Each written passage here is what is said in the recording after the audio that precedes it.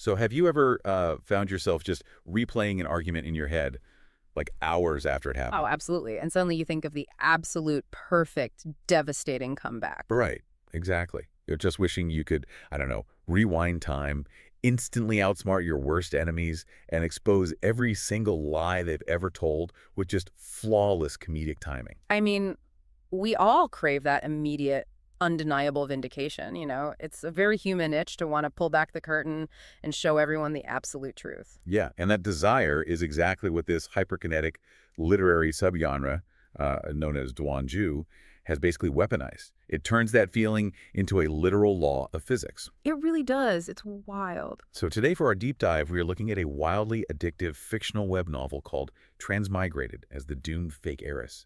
The system demands I slap faces. That is quite the title. It is, and it's by an author named Melissa. So our goal today is to unpack the mechanics of this super rapid-fire storytelling. We want to understand why this so-called face-slapping trope is so incredibly satisfying. And we also have to talk about that mind-bending twist ending because it changes absolutely everything. Yes, we definitely will. Okay, let's unpack this. We open on a scene of absolute chaos. Mm. A modern reader wakes up in the body of Lynchia, who is this tragic, brainless, fake heiress of a trashy melodrama. Right, and just to clarify for everyone listening, this is a classic Duanju setup.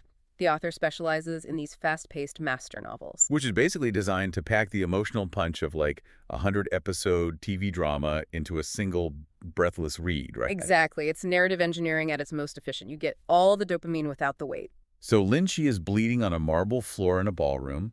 She's been framed by the real heiress, Suru. The classic White Lotus archetype looks fragile and pure, but is actually ruthlessly manipulative. Yeah, and Suru framed her for stealing a priceless heirloom necklace. Meanwhile, Lynchia's scum CEO fiancé, Gu Chen, is threatening to lock her away. Now, in the original story, the original Lynchia died of hypothermia in a freezing cellar, but our transmigrated protagonist gets a cheat code. And this is where the gamification comes in, right? The system mechanics. Yeah, she literally gets the cannon fodder face-slapping system.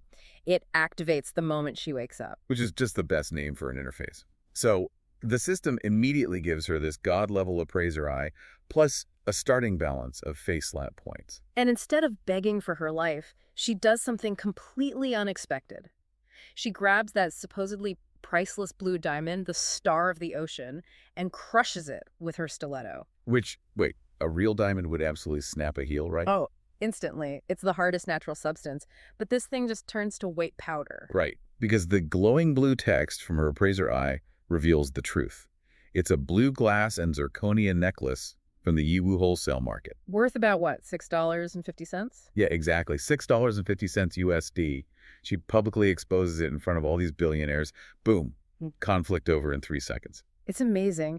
What's fascinating here is how the system acts as an avatar for the reader's own impatience.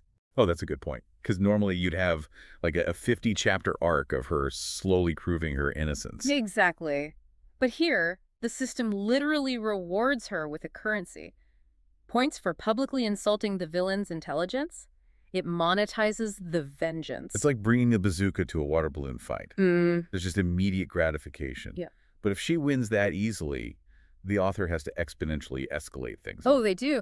In Duanju, villains don't apologize when they're publicly humiliated. They double down with violence. Which forces her to go from just social embarrassment to like corporate and criminal ruin.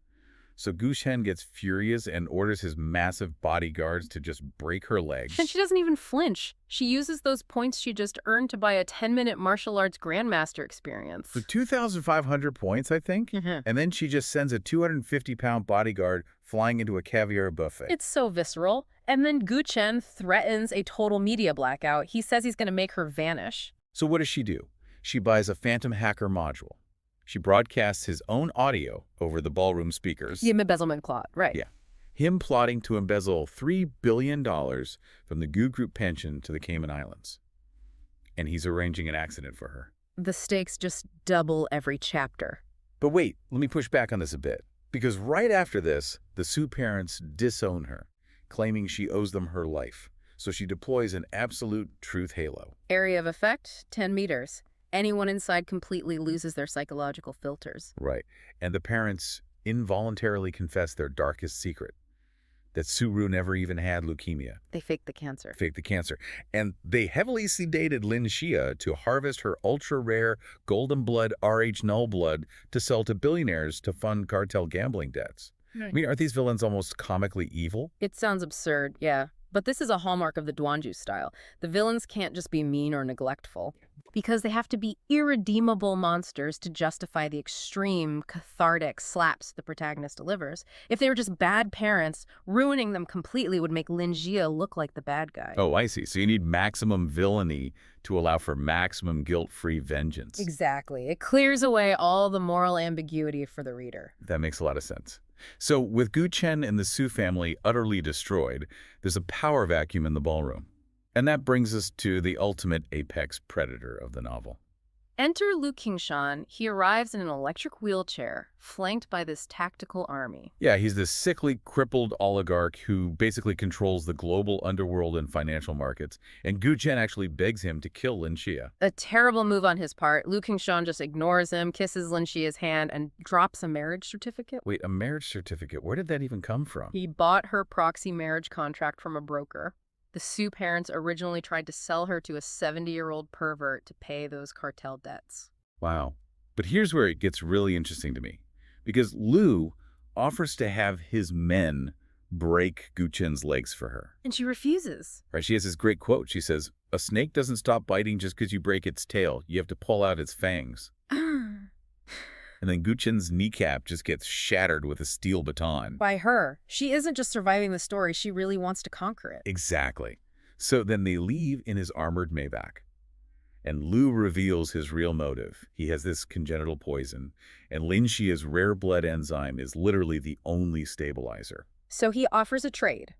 Safe monthly transfusions in exchange for the backing of his global empire. Which she accepts, but she insists she prefers to do the slapping herself. She doesn't want him fighting her battles. And the author immediately puts that independence to the test. Yeah. Because a literal army attacks them the second they arrive at the Lu estate. Right, there's a sniper. A sniper fires at them, and Lin Xia uses a night vision ballistic trajectory matrix and a shadow step ability. She leaps like 15 feet into a tree and physically bends the sniper's barrel at a 90-degree angle in under 3 minutes. It's completely over the top, but it proves she doesn't need Lu Qingshan's protection. But then the real challenge shows up.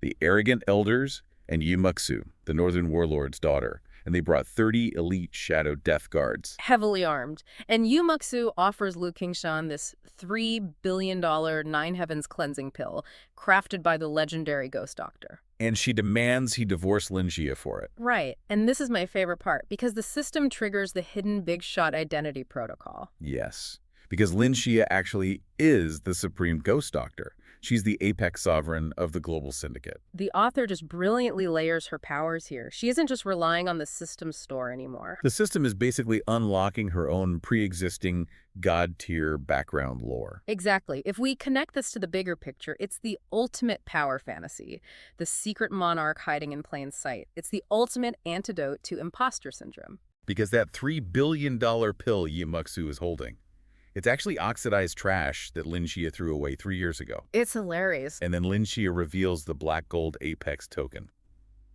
And the warlord's entire army just drops their weapons and kowtows to her. The villains are stripped of their coats and forced to walk home in the freezing rain. It's absolute domination. Which seems like the ultimate happy ending, right? She completely conquered the traditional plot. Seemingly. This brings us to the level 2 paradigm shift. Yes. Okay, so Lin Jie gives Lu Qingshan the true immortal poison cleansing pill. The moment he's cured, the entire reality of the story just fractures. He stands up from his wheelchair, completely cured of the congenital poison, and embraces her. And he whispers into her ear. He says her shadow step agility form is slightly sloppier than it was in her previous life. He asks if the transmigration damaged her soul. It's such a brilliant rug pull. I reacted with genuine shock reading that, because her system suddenly shrieks, critical error, target aura unmasked. And Lu Qingshan's pitch-black eyes glitch into binary blue. He perfectly mimics her system's mechanical chime. He smiles and says, "Welcome to level 2, darling.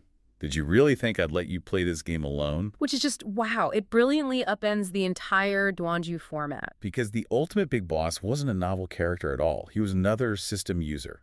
Another transmigrator. Exactly. It shifts the genre from a straightforward revenge fantasy to this complex, multiplayer, gamified reality. Where the protagonist might not be the only one with cheat codes. Right. The absolute certainty she had is gone. Now she has to deal with someone who is on her exact level. What a whirlwind journey.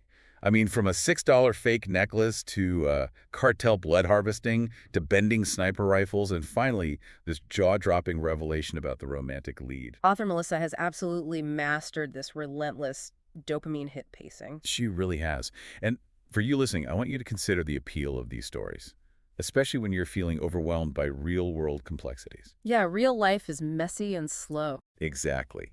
There is something deeply soothing about a world where problems can be solved with absolute certainty, right? You get a truth halo and an immediate points reward. It's the ultimate fantasy of fairness and swift justice. So I want to leave you with a final, somewhat provocative thought to mull over. If our own reality was secretly gamified like Lynch is, and you were suddenly given an appraiser eye that showed the true value and origin of everything and everyone around you, what is the very first thing you would look at? If you love rebirth revenge, cold-faced CEOs, system missions, transmigration chaos, and female leads who come back stronger than ever, then you're in the right place. Make sure to subscribe so you don't miss the next novel review, plot twist breakdown, or completely unhinged villain arc. Drop a like if this story hooked you, and comment below. Would you survive this transmigration world or die in Chapter 1? I'll see you in the next story.